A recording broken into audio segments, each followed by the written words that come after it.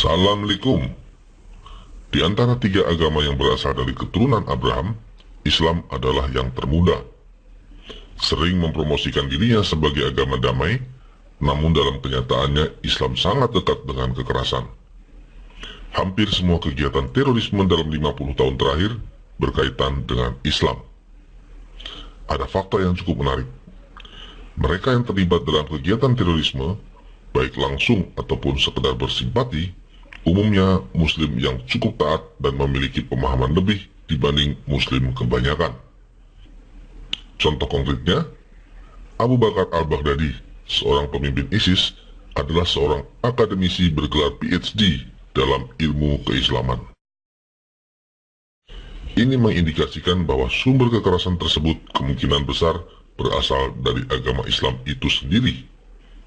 Apalagi hal ini diperkuat oleh fakta sejarah bahwa sejak awal berdirinya, Islam tidak lepas dari penggunaan kekerasan dalam upaya penyebarannya.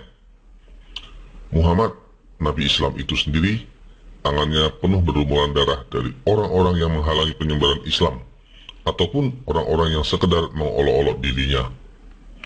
Ini menimbulkan pertanyaan besar. Apakah agama yang begitu kental dengan kekerasan dan kematian ini berasal dari Tuhan Sang Pencipta? Akal sehat kita sulit menerima kenyataan yang kontradiktif ini. Lupakan semua klaim bombastis para juru dakwah ataupun ustadz-ustadz yang mengatakan Islam sebagai agama yang paling benar dan bertugas meluruskan semua kekeliruan agama-agama sebelumnya. Itu kebohongan tanpa dasar yang dirancang untuk mencuci otak orang-orang yang tidak berani berpikir kritis dalam perkara-perkara iman. Jika saja kita mau bersikap kritis dan menguji pokok-pokok ajaran Islam dengan keterbukaan dan kejujuran, kita akan menemukan kesalahan-kesalahan mendasar yang ada di dalamnya. Sebenarnya ada banyak sekali kekeliruan di dalam Islam. Begitu banyaknya sehingga Anda bisa saja menghabiskan waktu seumur hidup, tapi belum semua kesesatan Islam bisa Anda ungkapkan dengan tuntas. Pada seri video ini, saya akan membahas 5 kesalahan mendasar dalam ajaran Islam. Yang pertama, kekeliruan konsep tauhid. Yang kedua, tujuan hidup manusia yang salah. Yang ketiga, kepalsuan Al-Quran. Yang keempat, moralitas bejat Muhammad. Dan yang kelima, visi palsu peradaban Islam. Saya mencoba untuk membahasnya secara garis besar dan menghindari pembahasan detail-detail yang sering malah mengaburkan inti masalah. Sekarang kita akan mulai dari kesalahan fatal yang pertama. Kekeliruan konsep tauhid.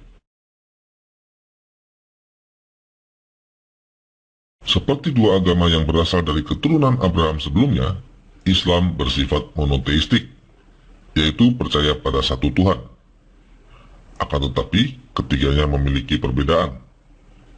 Sejak Abraham hingga sebelum kedatangan Yesus, semua bangsa Yahudi, yaitu keturunan Abraham dari garis Ishak dan Yakub, percaya pada satu Tuhan Sang Pencipta dalam konsep monoteisme yang sederhana sebagaimana yang diajarkan oleh para nabi.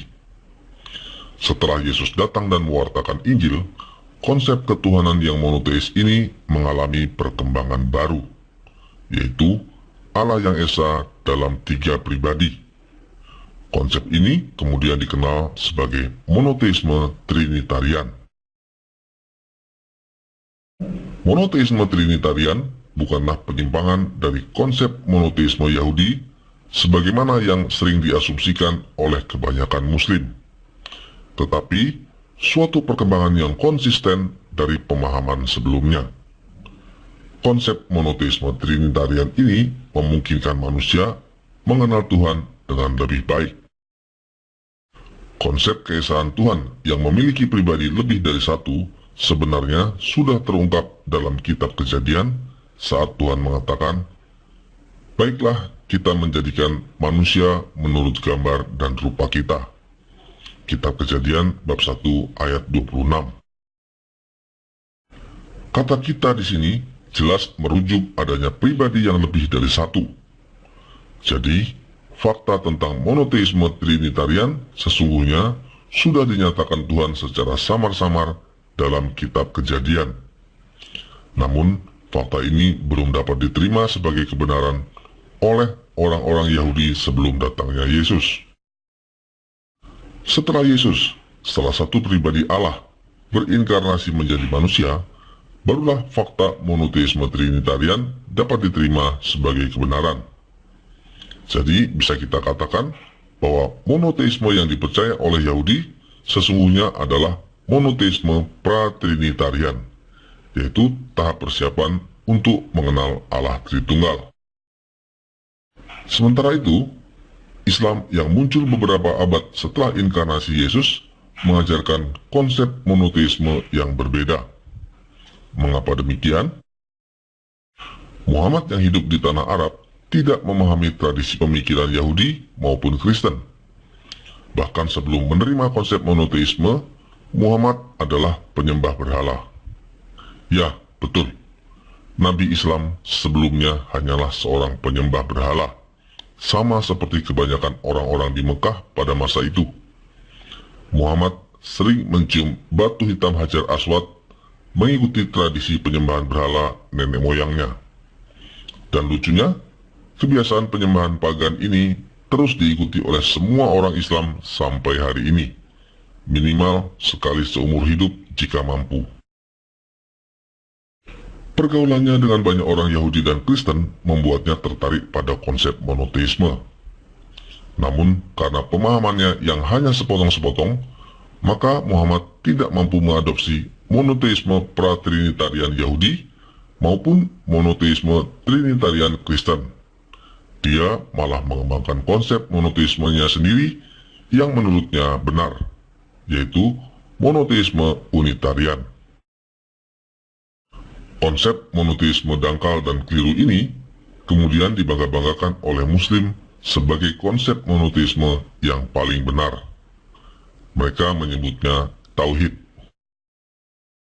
Lalu di mana kelirunya konsep monoteisme unitarian atau tauhid ini? Konsep monoteisme unitarian salah karena bertentangan dengan sifat Tuhan yang maha sempurna. Coba kita bayangkan, seperti apakah Tuhan unitarian sebelum Dia menciptakan segala sesuatu? Tidak ada apapun selain Dia. Tuhan unitarian adalah Tuhan yang maha kesepian. Tuhan seperti ini sangat masuk akal jika membutuhkan ciptaan untuk memperhatikan Dia. Itu sebabnya dalam Al-Quran dikatakan, "Dan aku tidak menciptakan jin dan manusia, melainkan supaya mereka menyembahku." Al-Quran Surah 51 ayat 56. Karena Tuhan unitarian membutuhkan ciptaan untuk menyembahnya, maka kita bisa katakan Tuhan unitarian yang dulunya maha kesepian ini bukanlah Tuhan yang sempurna dan sudah tercukupi dengan dirinya sendiri. Atau dengan kata lain, Tuhan unitarian tidak mungkin Tuhan yang sempurna. Dengan demikian, maka konsep tauhid adalah konsep ketuhanan yang salah. Mari kita bandingkan dengan konsep monoteisme Trinitarian. Sebelum adanya ciptaan, Tuhan Trinitarian atau Allah Tritunggal sudah sempurna dalam dirinya sendiri dan tidak pernah kesepian. Dalam Allah Tritunggal, Bapa mengasihi Putra dan Roh Kudus, Putra mengasihi Bapa dan Roh Kudus mengasihi Bapa dan Putra. Ketiga pribadi Allah Trinitarian hidup dalam kekudusan dan kasih yang sempurna. Allah Trinitarian sudah tercukupi dalam dirinya sendiri dan hidup dalam kesempurnaan sebelum adanya ciptaan. Jadi, Allah Tritunggal adalah Allah yang sempurna. Ini konsep ketuhanan yang benar, dan dalam konsep Allah Tritunggal inilah Tuhan ingin manusia mengenal Dia.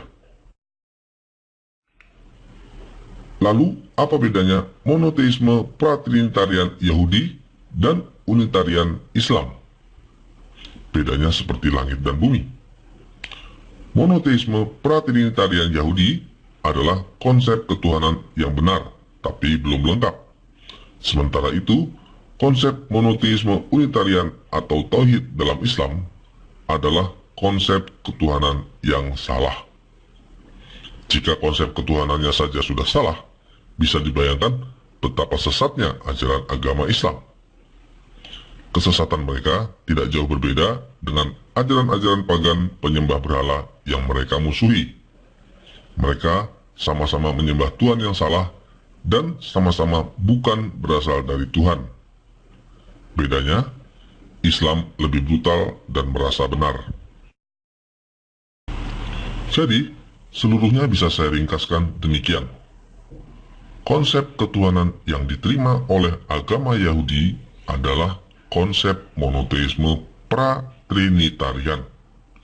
Ini adalah konsep ketuhanan yang benar, tapi belum lengkap. Sedangkan konsep ketuhanan yang diterima oleh Kristen adalah monoteisme trinitarian. Ini adalah konsep ketuhanan yang benar, sempurna, dan sudah final. Dalam konsep inilah Tuhan menghendaki manusia mengenal dan mengasihi Dia. Sementara itu, konsep ketuhanan yang dipahami Islam adalah konsep monoteisme unitarian atau tauhid. Ini adalah konsep ketuhanan yang menyimpang dari ajaran Tuhan sebelumnya dan menyesatkan.